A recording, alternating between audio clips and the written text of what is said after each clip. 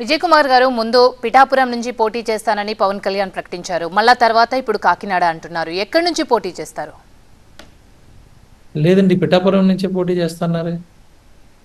లేదు, బీజేపీ పెద్దలు అనుమతిస్తే కాకినాడ ఎంపీగా పోటీ చేస్తానని కూడా చెప్పారు ఆయన. అది మా వ్యూహం అండి. అంటే మీరు కాకినాడ అసెంబ్లీ అనుకుంటున్నాను మీరు అంటుంది. యాక్చువల్గా అది మా వ్యూహం అండి. మేము 3 పార్టీలు కలిసి ఎలా చేయాలి, ఏం చేయాలి, రేపు ఎవరికి ఏం బాధ్యతలు అప్పచెప్పాలి, ఏం బాధ్యతలు తీసుకొని పనిచేయాలి, అన్నిటి మీద చర్చించుకుంటున్నాం. చర్చించుకున్నప్పుడు మరి ఎంపీ అన్నప్పుడు డెఫినెట్గా ఎస్, మేము కేంద్రంలో ఉండే ప్రభుత్వంలో మేము కూడా భాగస్వాములం కాబట్టి అక్కడ అక్కడ పాత్ర వహించాలా, లేకపోతే ఇక్కడ ఆంధ్ర రాష్ట్రంలో ప్రభుత్వంలో పాత్ర వహించాలా అనే దాని మీద మొత్తం ముగ్గురు మాట్లాడుకొని దాన్ని బట్టి ఇప్పుడైతే మాత్రం పిఠాపురమే. అలాగే ఉదయ్ గారు కాకినాడ ఎంపీ కింద వెళ్ళారు. మేబీ మనలో ఒకవేళ ఏమన్నా ఇది వస్తే మాత్రం ఈయన ఎంపీ, ఆయన మరి ఎమ్మెల్యేగా వస్తారని అనుకుంటున్నామండి. ఓకే, జనసేన ఫుల్ లిస్ట్ ఎప్పుడు వస్తుందంటారు? 2-3 రోజులు వచ్చేస్తుందండి. ఓకే, జనసేనలో కూడా అసంతృప్తులు బాగానే ఉన్నారు. మరి ఎలా చల్లబరుస్తారు? ప్రత్యామ్నాయం ఏమైనా కల్పిస్తారా? అంటే ఈ జనసేనలో కాదండి, ఏ పార్టీ అయినా సరే అసంతృప్తులు ఉంటారు. మా దగ్గర కూడా ఉన్నారు, బట్ కంపారిటివ్గా మా దగ్గర చాలా తక్కువ ఉంటారు. అలాగే కేవలం ఒక్క ఎమ్మెల్యేలు ఎంపీలే కాదు, ఎమ్మెల్సీలు ఉన్నాయి, అనేకమైన పదవులు ఉన్నాయి. ఈ పదవులు పవన్ కళ్యాణ్ గారు కూడా చెప్పారు, మొదట స్ట్రెంగ్తన్ అవుతున్నాం, పార్టీ స్ట్రెంగ్తన్ అవుతున్నాం, పార్టీ అసెంబ్లీలోని కానీ పార్లమెంట్లో కానీ మేజర్ రోల్ తీసుకుంటా ఉంది. సో రేపు రాబోయే రోజుల్లో దానివల్ల ఎక్స్పీరియన్స్ వస్తుంది, పార్టీ బలోపేతం అవుతుంది, ప్రజలకి మరింత దగ్గరికి వెళ్తాం. డెఫినెట్గా 2029కి ఇంకా మంచిగా వెళ్తాం. అప్పటి వరకు కూడా అనేకమైన మరి అంటే పదవులు కూడా వస్తాయి. ఆ పదవులు కూడా మరి అందరికీ కూడా పనిచేసిన వారికి, ఇప్పటి వరకు బాధ్యతలు వహించే వాళ్ళందరికీ కూడా పదవులు ఇచ్చి వాళ్ళని నెక్స్ట్ లెవెల్లోకి తీసుకెళ్లే బాధ్యత మాకు ఉందండి.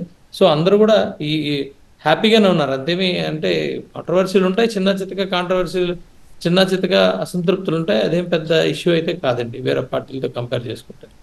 అంటే తిరుపతిలో మనం చూస్తున్నాం కదా, నాన్ లోకల్ వద్దు లోకల్ ముద్దు అని చెప్పేసి టీడీపీ జనసేన నాయకులు మొత్తము నినాదాలు చేస్తున్నారు, వాళ్ళ నిరసన వ్యక్తం చేస్తున్నారు కదా.